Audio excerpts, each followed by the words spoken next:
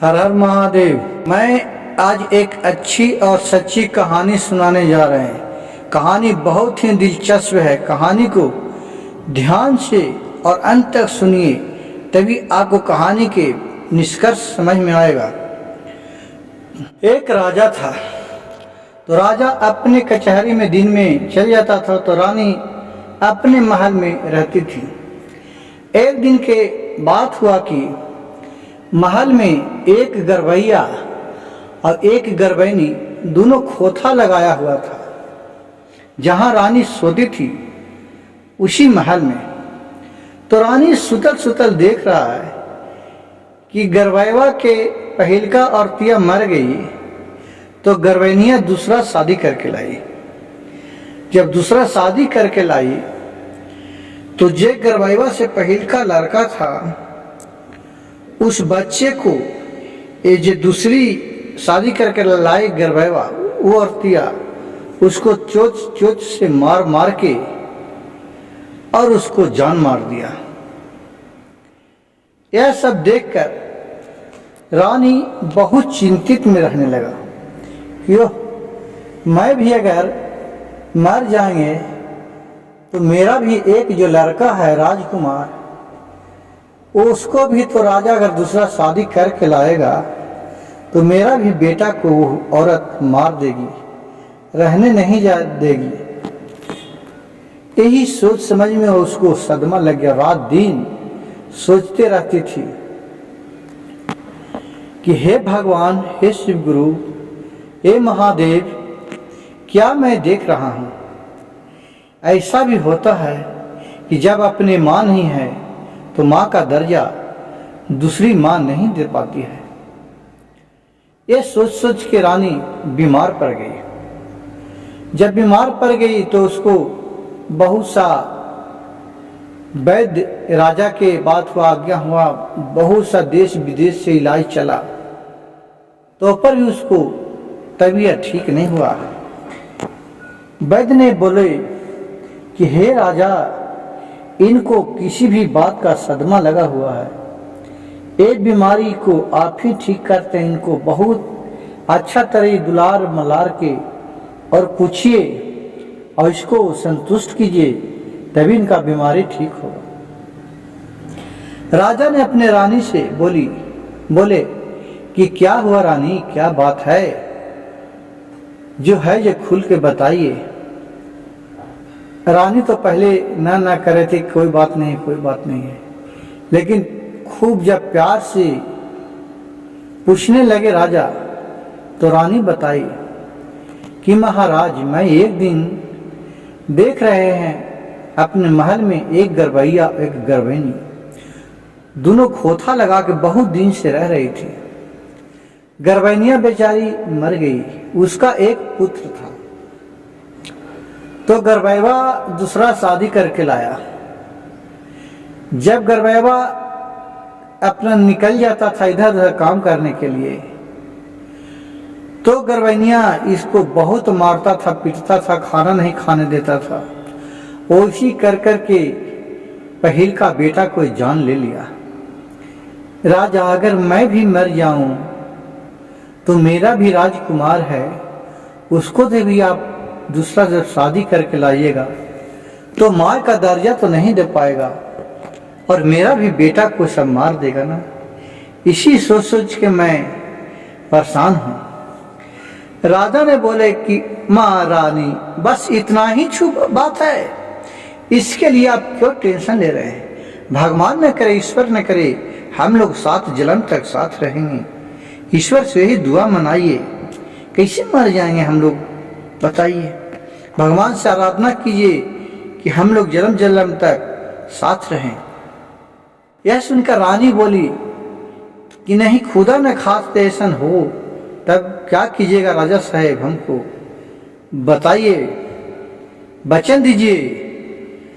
राजा ने बोला कि मैं वचन देते हैं कि आप जब नहीं रहेगी तो मैं दूसरा शादी करवे नहीं करूंगा। जब शादी करवे नहीं करूंगा तो इस दिन देखने के लिए नहीं मिलेगा। जो भी मेरा पुत्र है उसी पर मैं अपना जीवन बसर कर लूंगा। कितना संतापना दिया, कहा कि ठीक है, कुछ दिन चला बीता, 2-4 साल बीता, जब तक इसका जो राजा के लड़का था उसका नाम था राजकुमार, 10-12 साल का हो गया। जब राजा को मंत्री लोग, बहुत लोग कहने लगा कि राजा जी, एक रानी के बिना आपको महल एकदम बेकार लग रहा है, कम से कम शादी कर लीजिए, तो राजकुमार को तो पालन पोषण खाना पीना पर तो ध्यान देगा ना छतरी। बहुत से कहने पर भी राजा नहीं माना, लेकिन होने को कौन टाल सकता है। बहुत सोचते समझते राजा एक दिन सोचे ठीक है, सब राजा प्रजा लोग हमको कहीं रहा तो सब ठीक है बात कर रहा है। वो बात को भुला के और राजा हुकारी भर दिया कि ठीक है, अगर कोई सुशील लड़की हो तो मैं शादी करने के लिए तैयार हूं। राजा के आदेश पाते ही एका पर एक वहां कुटुंब जुमने लगा और राजा का शादी हो गया। शादी हो गया। जिस दिन शादी हुआ उस दिन अपना ये जो राजकुमार था वो मैदान करने के लिए खेत में गया हुआ था। खेत में गया हुआ था तो हुआ एक सियार और एक सियारी बतिया रहा है क्या कि ये जी ये बहुत हमरा मांस खा के मन कर रहे, ये बहुत दिन से मनुष्य के मांस न खेली है। ये सब कहानी राजकुमार सुन रहा था। रजवा का लड़का राजकुमार सुन रहा था तो शेरवा बोला शेरनिया से कि ये जी काहे ना परेशान हो रहा है। आज एक राजा साहब जी शादी करके लेके है उरनिया के, आज रतिया में नगवा डांस लेते हैं, एक नाग निकलता है, वो डांस लेता है तो मर जाता है। तो हमनी का शिकारवा खा ले, जलते बगल में तो कुछ तो हड्डी गुड्डी मांस बचती ना, तू सब खा ले। तो कह कि कैसे तू जा रही है कि ओकर नाग ने काट लेते है। कह के देखो ओकर पहला और प्रिया हलाए जे शिव गुरु के बहुत भक्त हलाए, वो कसम खेल कर रजवा कि हम शादी नहीं करेंगे, और रजवा शादी कर लेके अपन लोभी में। आज तो नाग देवता आते और ओकरा डांस लेते। तो कैसे डांसते? क्या जब रजवा अरनिया सुता रहते ना रतिया के, तो जैसी 12 बजते तो ऊपरे धरेरिया से ऊपर से लटकते नगवा नगिनिया और रनिया के डांस लेते। कह जे तो हाँ, अरे राजकुमार था जो चुपचाप सुन रहा था। कुमार कहा चलो ठीक है भाई, ये तो मेरी माँ है, मेरा पिताजी शादी करके लाए हैं, अब कैसे काट लेगा। ठीक है, इसको मैं तो आज बता देते हैं, मार ही देंगे। अब राजा के लड़का नुका के क्या क्या के अपने माँ के पास, जिस महल में माँ उसकी गई, उस महल में अपने रात के नुका गया जाके एक तलवार लेके। कहा कि आज आएगा ना तो उसको साला काट दूंगा, कैसे मेरा माँ को डसेगी, इतना हौसला से मेरे पिताजी शादी करके लाए हैं। जब वो तलवार लेके अपने माँ और बाप का रखवाली में हुआ, जब 12 रात बजा तो देख रहा घन घनैते नाग ऊपर से आया और लटका इसको डांसने के लिए। जैसी गर्दन लटकाया उसी तलवार से राजा के लड़का मारा, दुच्छ हो गया, नाग कट के उधर बिगा गया। और जब कट के बिगाया तो जो नाग के खून था जो एक ठो प्राणी पर गिर गया। अब देखता है कि खून जब लगल देख लेगा तो क्या राजा मेरा पिताजी बोलेंगे, चलो ये भी तो मेरी माँ है। अब इसका जब जैकेट पर गिर गया तो उसको कैसे पूछता है, तो राजकुमार रुमाल ले लेता और रुमाल को अपने मुंह में थूक से भिंजा के और उसको पोंछ रहा था। जैसे वो पोंछ रहा था तो उसको रानी को नजर नींद टूट गया और हाथ पकड़ लिया राजकुमार के और चिल्लाने लगा और बोलने लगा कि क्या तुम कर रहा है। तो लाख से मेरा ए राजकुमार सारी कहानी कह के सुना दिया, लेकिन वो मानने के लिए तैयार नहीं था, क्योंकि सतीली माँ ही होता है। राजा को बुलाया और बोला कि राजा, शादी आप अपने लिए किए हैं कि बेटा के लिए किए हैं। और रात में सारी वृत्तांत सुनकर सुबह में राजा को बुलाया और सारी कहानी कह दिया। कहा कि चाहिए आप उसको रखिए, चाहिए आप हमको रखिए। गुस्सा में आकर के और जैसी राजकुमार बाहर सुबह में गया तो बोर्ड लगा के टांग दिया कि राजकुमार को आज के बाद इस महल में आना सख्त मना है। उन्होंने देखा कि ये टांगा हुआ है कि राजकुमार को आना मना है, तो जैसी लौटा था वो अंदर बिक दिया, जो मैदान करने के लिए गया था ये अब पीछे में है अपना वापस चल गया। अपन चलते चलते चलते चलते जंगल झाड़ भटकते भटकते खाबान फूल खा के रहता पीता था। भगवान का महिमा देखिए। एक दिन का बात हुआ कि एक नदी के किनारे सुबह सुबह मुंह धो के अब कुल्ली करने गया था, तो वहां देख रहा है कि एक नागिन है, नाग के बच्चा, वो झाड़ी में लपटाया हुआ है, बहुत छटपटा रहा है, वो छूट नहीं पा रहा है। तो क्या किया कि एक डंडा से उसको वह छुड़ा दिया, क्योंकि राजकुमार था जो बहुत मायावी था, उसका किसी भी जीव जंतु पर बहुत माया रहता था। अब दोस्तों यहाँ एक कहानी का गजब ही लीला चालू हो जाता है। देखिए शिव गुरु का महिमा अगम अपार होता है, उनका महिमा कोई नहीं जान सकता है कि क्षण में क्या कर सकते हैं। ये जो नागिन को छुड़ाए तो नागिन थी जो नाग देवता का, नाग लोक का नागिन का कन्या थी, नाग कन्या। उन्होंने को देखे इसको, उस राजकुमार इतना रूपवती था, इतना खूबसूरत था कि उस पर एक कन्या था जो लोभ हो गया। नागिन मोहित हो गई और बोली नागिन कि आप हमको जान बचा के बहुत उपकार किए हैं, अब मैं कैसे आपको शुक्रिया अदा करूं, जिसका तो कोई कहाना ही नहीं है। चलिए मेरे साथ मेरे लोक में चलिए। राजकुमार बोले कि मैं आपको कहाँ लोक में चलूं, आप तो नागिन हैं, मैं मनुष्य हूं, कैसे आपके लोक में जा सकते हैं। नागिन बोली कि देखिए इसी जगह, जिस जगह मैं फसल हूं उसको 4 वर्ष आगे में एक छोटा सा बिल है, वही बिल के अंदर में रहते हैं और मेरे पिताजी और सब कोई। तो कहा कि इस बिल में मैं कैसे जा पाऊंगा। कहके कि राजकुमार आप हमको पूछ पकड़िएगा, मैं लेके चला जाऊंगा। तो ये पूछ में, नागिन का पूछ में लटक गई और नागिन सुर से अंदर हुआ। इसको देख मिनटों नहीं लगा कि अंदर पहुंच गया। वहां देख रहा है कि महल एकदम है, किसी तरीके का कमी नहीं है, और उनके खाना बन रहा है, खा रहे, पुरुपिए नहीं आदमी है, न कोई है, और हर एक तरह से भरा हुआ है, बहुत वन फूल, बहुत गरीब दूसरा मनुष्य देवलोक वाला सब वहां राशि है। यह देखे बहुत प्रसन्न हुए।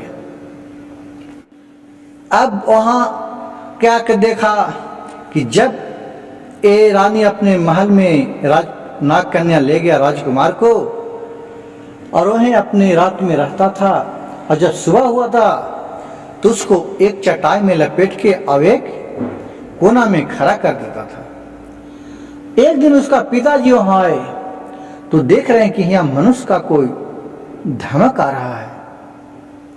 बोला कि बेटी यहाँ तो लग रहा मृत्यु भुवन का कोई मनुष्य है। कहा कि पिताजी मृत्यु भुवन का कहाँ यहाँ मनुष्य आ सकता है।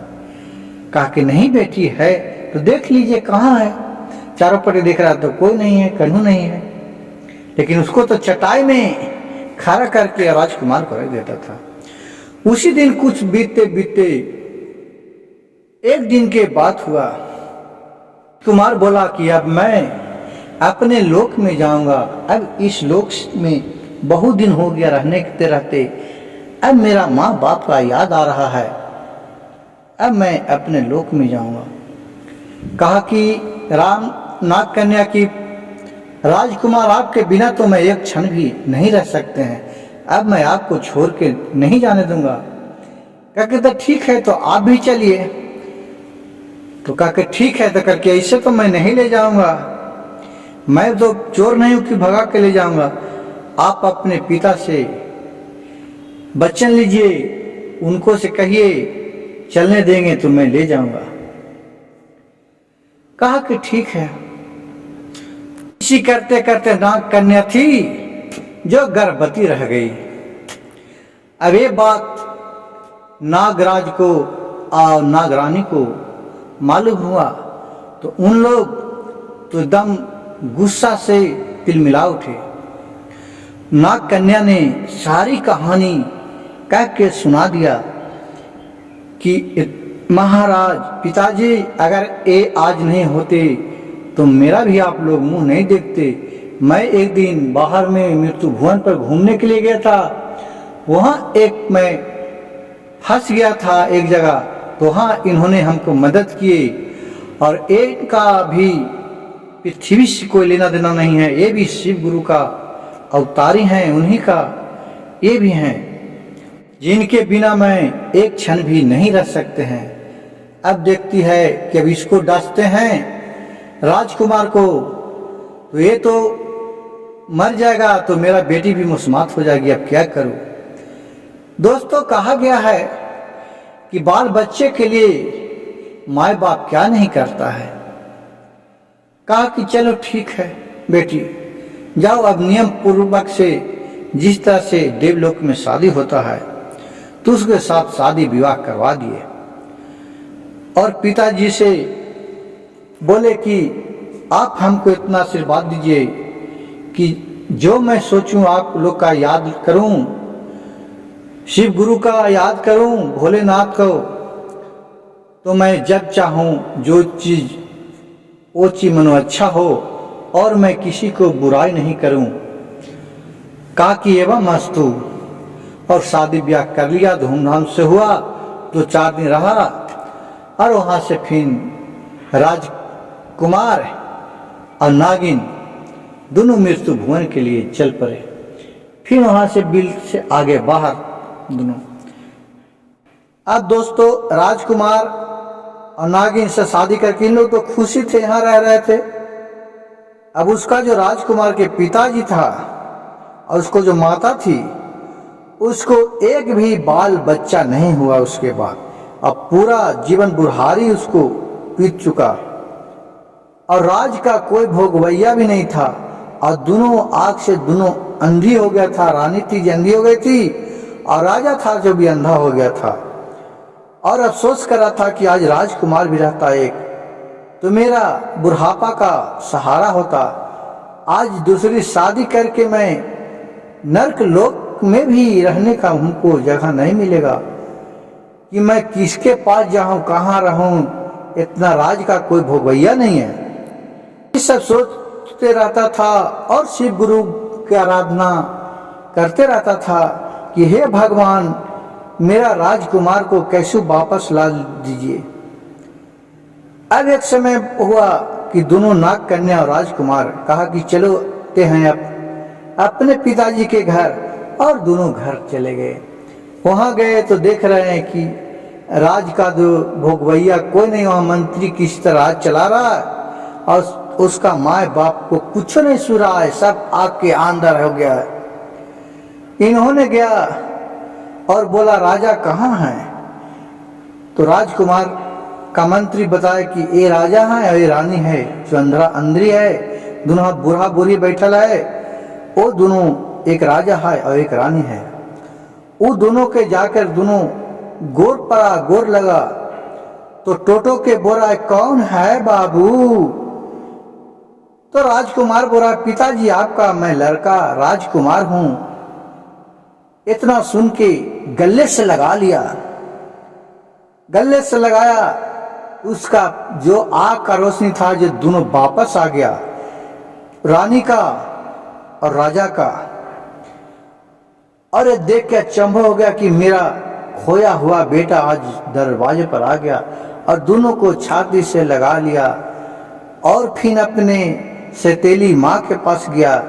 उन्होंने भी देखा तो दोनों के छाती से लगा लिया और अफसोस करने लगा कि बेटा चाहे सौतेली माँ हो चाहे अपना माँ, माँ तो माँ होता है। मैं अपना कर्ज नहीं निभा पाया, बेटा मेरे से जो गलती हुआ होगा उसको क्षमा करो। और आज से राजबाग पाठ का देखभाल आप ही लोग करो।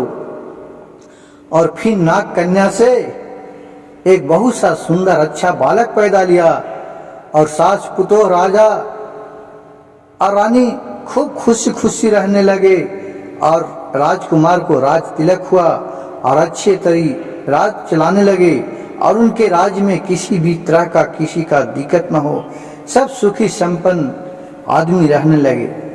हर हर महादेव। अगर मेरा दोस्तों मेरा वीडियो अच्छा लगे तो मेरे चैनल को लाइक कीजिए, सब्सक्राइब कीजिए और शेयर कीजिए। और कमेंट बॉक्स में हर हर महादेव जरूर लिखिएगा।